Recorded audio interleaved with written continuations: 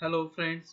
Previously आपण बघितलं की natural rubber and synthetic rubber आणि त्याच्या प्रॉपर्टीज आपण बघितला, ते कुठे यूज केलं जातं, कशा प्रकारे यूज केलं जातं, कशा प्रकारे एक्स्ट्रॅक्ट केलं जातं, हे सर्व प्रोसेस आपण बघितल्या.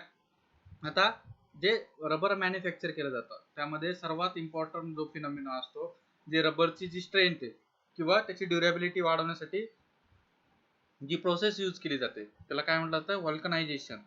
किंवा पॉइंट येतो तुम्हाला एक्झाम मध्ये, give the write a note on vulcanization of rubber or the chemical used in vulcanization of rubber. मग ऍक्च्युअल मध्ये vulcanization म्हणजे काय हे आपण बघणार आहोत आजच्या लेक्चरला.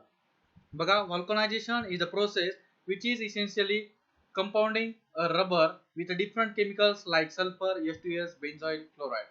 बघा, जे नॅचरल रबर आपण एक्स्ट्रॅक्ट करतो, लॅटेक्स वगैरे आपण एक्स्ट्रॅक्ट करतो प्लांट पासून, मग त्याची ड्युरेबिलिटी किंवा जे रबर आपण फॉर्म करतोय त्याची ड्युरेबिलिटी वाढवण्यासाठी काय केलं जातं, त्याला डिफरंट केमिकल ट्रीटमेंट दिले जातात. त्यामध्ये केमिकल्स कुठले यूज केले जातात, सल्फर यूज केला जातो, H2S यूज केला जातो किंवा बेन्झाइल क्लोराइड, अशा प्रकारे केमिकल्स हे यूज केले जातात. मग ते काय यूज केले जातात ते आपण वन बाय वन बघू. बघा, hitting raw rubber with sulphur at 100 to 140 degree Celsius, sulfur enters the double bond of the rubber and forms a cross linkage. Excellent changes in the property, resistance to the changes in temperature, increase elasticity, tensile strength, durability and chemical resistance.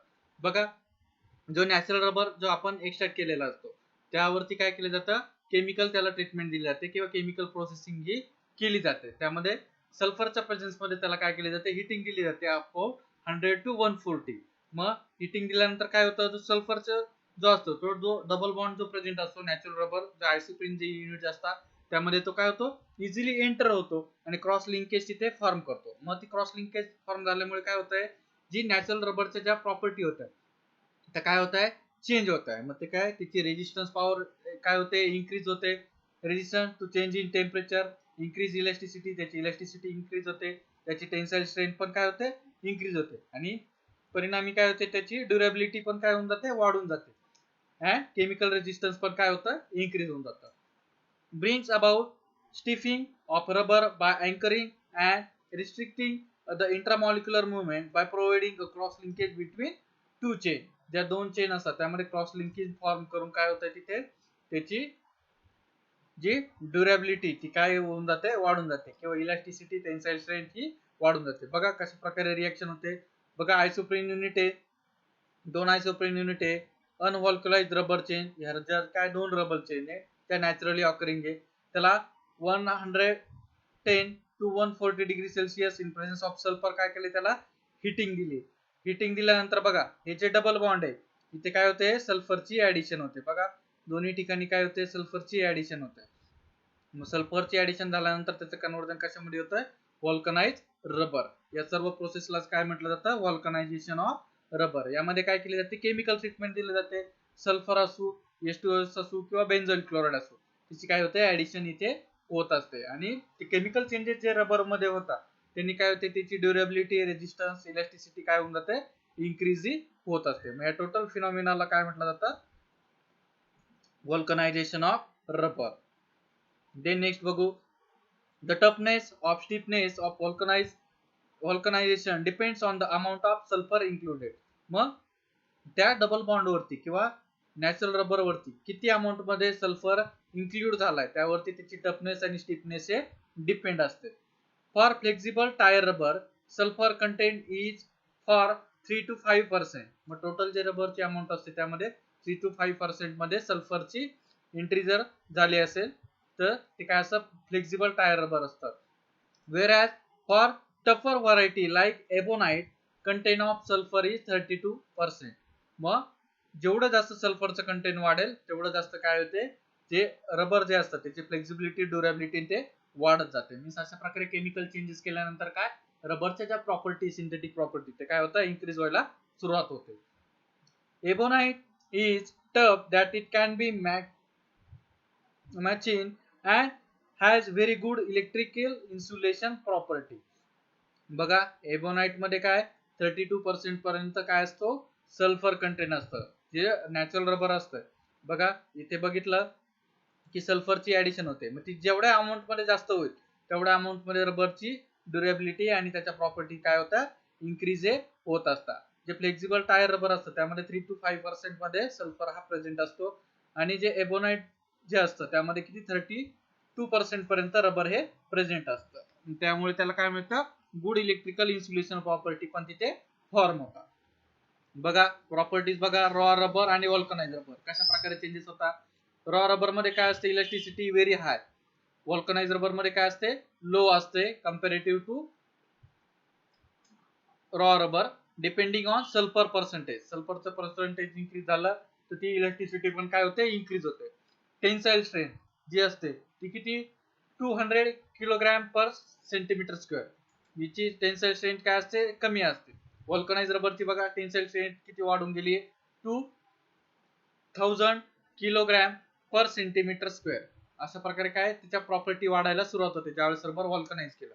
Chemical resistance बघा, raw रबरचं काय असतं, very pure असतं, ते easily oxidise होतं किंवा atmosphere जे gases असतात त्याच्या कॉन्टॅक्ट मध्ये आल्यावर ते काय होतं, त्याचे डिकम्पोजिशन होतं किंवा त्याची केमिकल प्रॉपर्टी चेंज होतात. बट जे वल्कनाइज रबर असतं त्याचे केमिकल रेजिस्टन्स काय असतं, हायर असतं. ड्युरेबिलिटी बघा, रॉ जे रबर असतं त्याची लेस असते, वल्कनाइज रबरची ड्युरेबिलिटी काय असते, हायर असते. Quality inherent and for vulcanise rubber can be control by vulcanisation. Means जशी सल्फरची पर्सेंटेज त्यामध्ये इन्क्रीज होईल त्यानुसार त्याची क्वालिटी काय होते, इन्क्रीज होत जाते किंवा त्याच्या प्रॉपर्टी ह्या वाढत जातात. त्यानंतर बघा application of rubber. Due to remarkable resistance to electricity it is use as a insulating coating on wires and cables use for electric power transmission. बघा आपल्या घरामध्ये ज्या केबल्स असतात, वायर जे आलेले असतात त्यावरती एक प्रकारची कोटिंग असते, ज्या तारा असतात त्याला काय एक प्रकारची कोटिंग दिलेली असते. त्या कोटिंग कशापासून असतात की जे रबर असतात किंवा ज्या केबल्स असतात त्याला कशाची इन्सुलेटिंग कोटिंग जी दिलेली असते ती कशापासून, रबर पासून ही तयार केलेली असते. Due to its elasticity it is use to fabricate rubber bands, rubber goods, golf balls, tube for automobiles etcetera. त्याची जी इलेस्टिसिटी असते त्यामुळे ते कशामध्ये यूज केलं जातं, रबर बँड्स मॅन्युफॅक्चरिंग मध्ये, रबर गुड्स मध्ये, गोल्फ बॉल्स जे गोल्फ साठी यूज केलेले बॉल असतात त्यामध्ये यूज केलं जातं. ट्यूब फॉर ऑटोमोबाईल्स जे ऑटोमोबाईल इंडस्ट्रीमध्ये जे टायर्स आणि ट्यूब असतात ते मॅन्युफॅक्चर करण्यासाठी ते यूज केले जातात. It act as excellent ॲडेसिव्ह.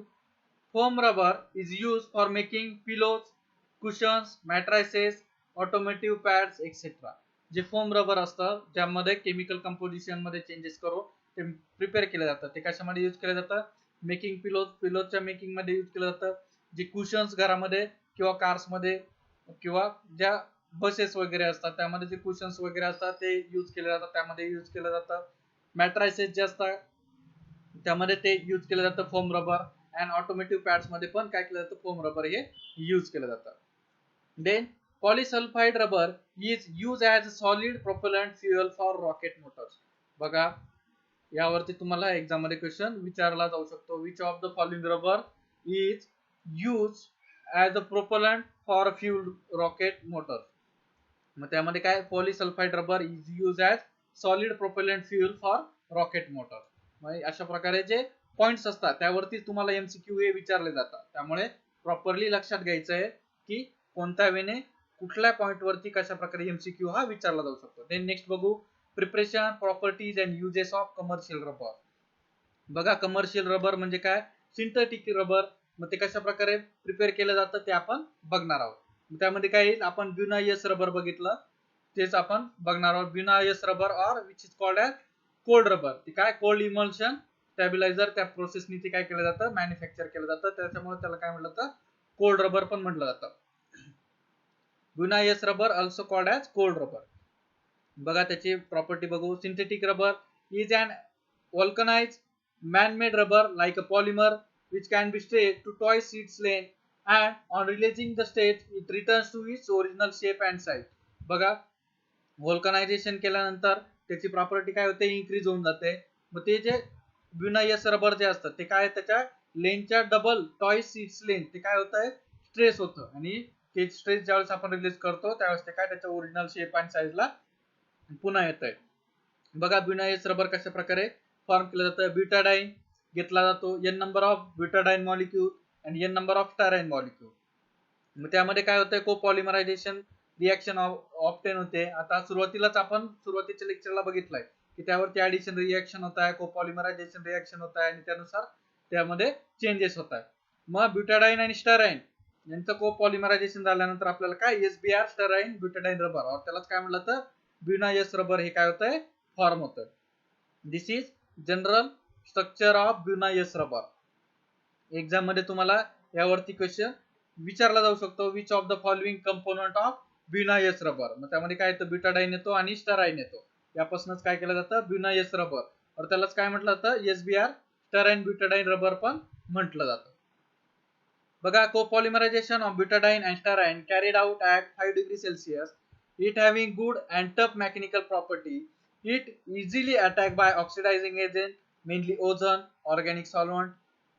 It's uses, Buna S रबरचे uses: manufacture of tyres, insulating wires and cables, adhesives, lining of vessels. मग लाइनिंग ऑफ वेसल्स किंवा manufacture of tyres, insulating wires किंवा केबल्स मध्ये काय ब्युनायस रबर हे यूज केलं जातं. ते बघा कशा प्रकारे मॅन्युफॅक्चर केलं जातं. केमिकल कंपोजिशन त्यामध्ये n नंबर ऑफ ब्युटाडाइन असतात, n नंबर ऑफ स्टराइन असतं. त्यामध्ये कोपॉलिमरायझेशन रिएक्शन होते आणि त्यापासून SBr स्टराइन ब्युटाडाइन हे रबर फॉर्म होतं. त्यालाच काय म्हटलं तर ब्युनायस रबर. आणि त्याला काय म्हटलं जातं, कोल्ड रबर, कारण कोल्ड इमल्शन मेथडनी ते काय केलं जातं, प्रिपेअर केलं जातं. ते नेक्स्ट बघू, polyurethane or which is nothing but isocyanate rubber.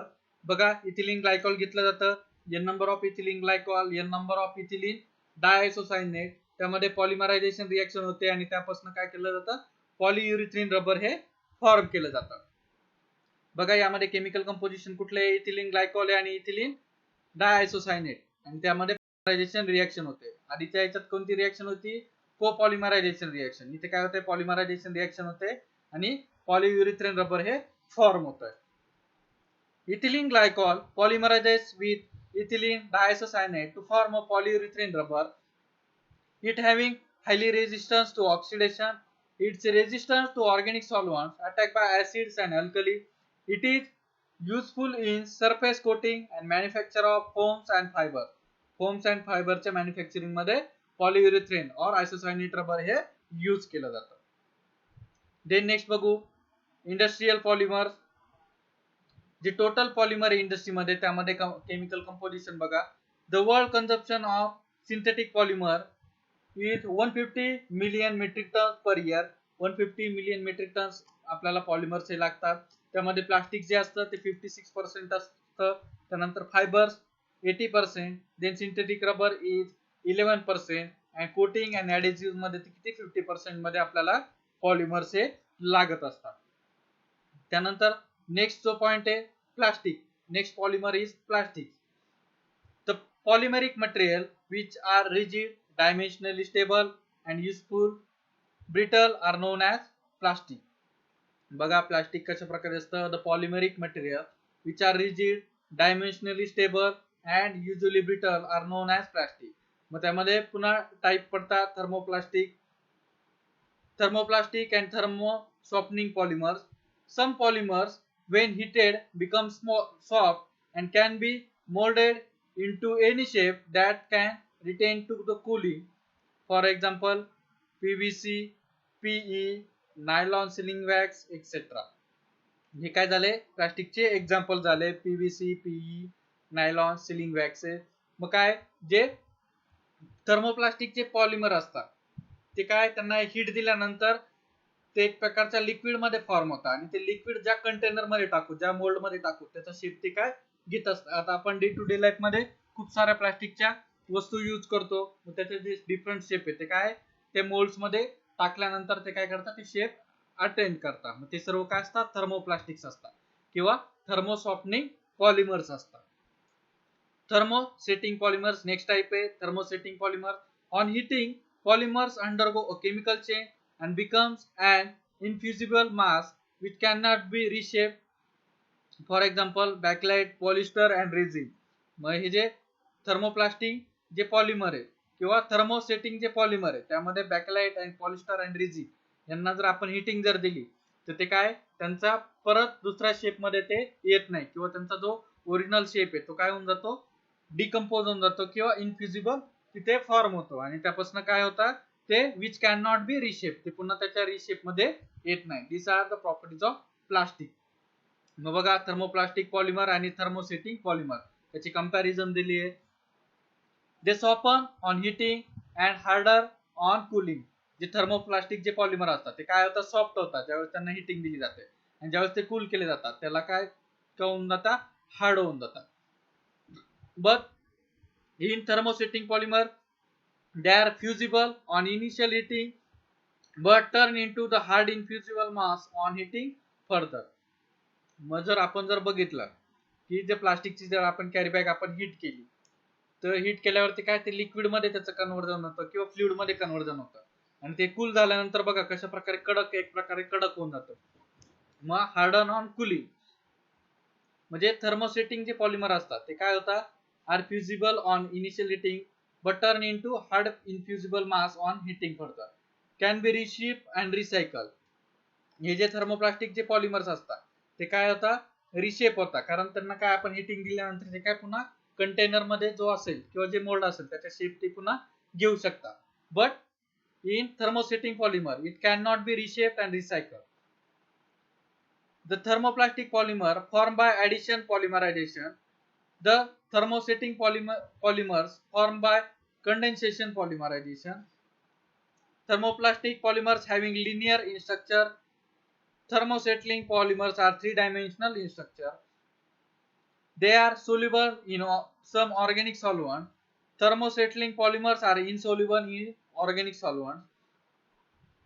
Molded articles are taken out after the cooling the mold to avoid deformation of the article. Molded articles are taken out from the mold even when they are hot. Example: polyethylene, polystyrene, PVC, PVA. For thermosettling polymers, examples are nylon 6, phenol formaldehyde, urea formaldehyde. These are the comparison between thermoplastic polymer and thermosettling polymer. यांचे जे points आहे यावरती तुम्हाला MCQ विचारला जाऊ शकतो, त्यामुळे ते प्रॉपरली लक्षात घ्यायचे. त्यांचे जे डिफरन्सिएशन पॉइंट आहे ते प्रॉपरली लक्षात घ्यायचे. कुठल्याही पॉइंट वरती तुम्हाला एमसीक्यू हा विचारला जाऊ शकतो, त्यामुळे ते प्रॉपरली लक्षात घ्यायचे. आयदर एक्झाम्पल विचारले जाऊ शकतात किंवा त्याच्या ज्या प्रॉपर्टी थर्मोप्लास्टिकच्या आणि थर्मोसेटलिंग पॉलिमरच्या त्या दोन्हीपैकी कुठल्याही एकावरती तुम्हाला क्वेश्चन हा विचारला जाऊ शकतो. देन नेक्स्ट पॉइंट बघू, compounding of plastic. Unusual for a finished high polymeric article to solely consist of high polymers alone mixed with ingredients known as adhesive, resulting in useful function and imparts useful properties to the finished product. Main types of compounding ingredients are resin, binder which holds different constituent adhesive together, natural or synthetic resin used in this case. Means यामध्ये काय केलं जातं, different synthetic ऍडेसिव्ह काय केलं जातं, use केले जातात plastics मध्ये. ते यूज करून काय केलं जातं, त्याच्या प्रॉपर्टी इन्क्रीज केले जातात. मग त्यानुसार काय त्याच्या प्रॉपर्टी इन्क्रीज झाल्यानंतर त्याच्या ज्या क्वालिटी ती इन्क्रीज होते आणि त्यापासून डिफरंट हे प्रोडक्ट हे काय केले जातात, मॅन्युफॅक्चर केले जातात. Then next point is plasticiser. Having low molecular weight organic liquids added to the polymer to improve its flexibility. बघा आधी सांगितल्याप्रमाणे काय केले जातात, जे कंपाउंडिंग प्लास्टिक्स आहे त्यामध्ये ऍडिसिव्ह यूज केले जातात. मग त्यामध्ये काय येतात, प्लास्टिसायझर येतात. Having low molecular weight organic liquids added to the polymer to improve its flexibility. मग पॉलिमरची फ्लेक्सिबिलिटी इन्क्रीज करण्यासाठी काय केलं जातं, प्लास्टिसायझर यूज केले जातात. Added about 8 to 10% of total bulk of plastic, oil, camphor, dialkyl phthalates. बघा these are nothing but plasticizers. मग यावरती तुम्हाला एमसीक्यू विचारला जाऊ शकतो, which of the following are the plasticizer. मग त्यामध्ये ऑइल्स येतात, कॅम्फोर येतात, डायटोल थॅलेट्स येतात. मग ते किती कंपोजिशन मध्ये 8 to 10% मध्ये ते यूज केले जातात. The small molecule penetrates into the polymer matrix and neutralize a part of intramolecular forces of attraction between macromolecules and increases mobility of polymer segment. so as to chains can slide over each other. Hence plasticizer act as an internal lubricant. Plasticiser काय केलं कशासाठी use केलं जातं की एक प्रकारची जी quality आहे ती इन्क्रीज करण्यासाठी प्लास्टिसायझर यूज केलं जातं. मग त्याची जी इंट्रामॉलिक्युलर मुवमेंट आहे किंवा त्याचे जे मायक्रोमॉलिक्युल्स आहे काय करतात त्याची मोबिलिटी जे प्लास्टिकचे मॉलिक्युल असतात किंवा सेगमेंट असतात त्याची इन्क्रीज करतात आणि ते काय केले जातात इंटरनल लुब्रिकेंट म्हणून यूज केले जातात. अशा प्रकारे प्लास्टिसायझर आणि त्याचा रोल आपण बघितला आहे. त्यानंतर बघा next one is stabiliser. Most polymer do not possess chemical stability, change color and decomposes. On decomposes, it changes its color.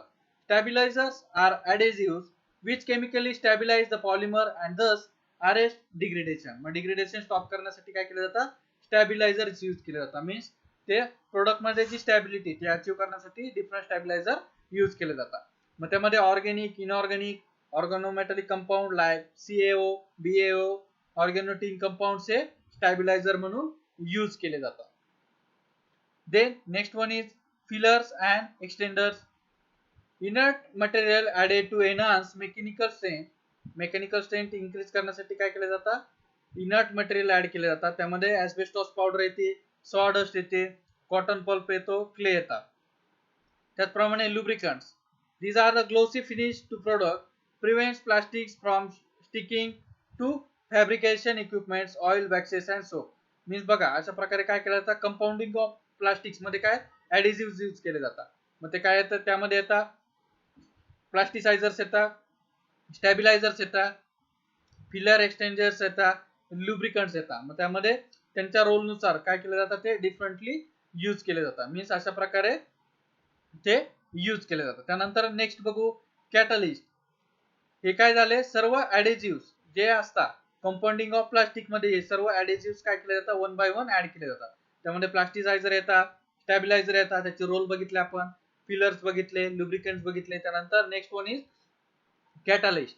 Antioxidant like hydrogen peroxide, benzoyl peroxide, ZNO, NH3, silver Pb are added to the polymeric matrix to accelerate the cross-linking in thermosettling plastic while molding process. Moulding process मध्ये काय केलं जातं अशा प्रकारचे catalyst use करून काय केलं जातं त्यामध्ये जी पॉलिमेरिक जी लिंकेज आहे क्रॉस लिंकिंग ती काय केली जाते इन्क्रीज करण्यासाठी अशा प्रकारे काय केलं जातं कॅटलिस्ट हे यूज केलं जातं. ते कॅटलिस्ट मध्ये येतात जे अँटीऑक्सिडंट आहे, हायड्रोजन पेरॉक्साइड आहे, बेंझोइल पेरॉक्साइड आहे, ZNO, NH3, सिल्वर, Pb हे असे काय केले जातात यूज केले जातात किंवा ऍड केले जातात. त्यानंतर next one is colouring material.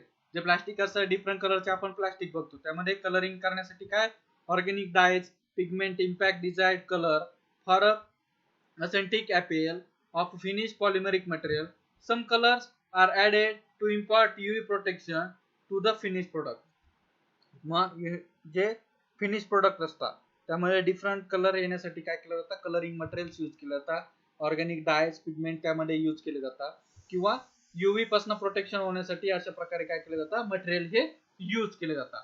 मग आजच्या लेक्चरला आपण जे पॉइंट्स बघितले त्यामध्ये स्टॅबिलायझर, प्लास्टिसायझर किंवा थर्मोप्लास्टिक जे कंपोनंट आहे ते बघितले, थर्मोसेटलिंग प्लास्टिक बघितले, त्यानंतर प्लास्टिकच्या प्रॉपर्टी बघितल्या, इंडस्ट्रियल पॉलिमर बघितले, गुनायस रबर बघितलं, त्यानंतर व्हल्कनायझेशन ऑफ रबर बघितलं, ऍप्लिकेशन बघितले. हे सर्व पॉइंट आपण आजच्या लेक्चरला बघितले.